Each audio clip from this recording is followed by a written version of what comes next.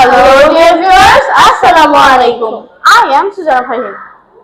And I am Asma Husna. You can call me Sujana. And you can call me Husna. I study in class 5. And I study in class 4.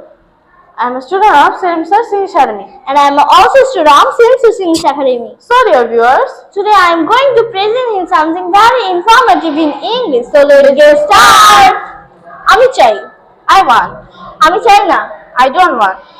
এটা কিভাবে করা হয়? How is it done? আমি এটা করতে চাই।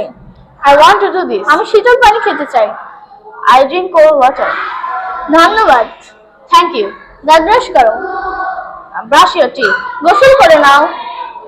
Take a shower. এটা আমার। Mine.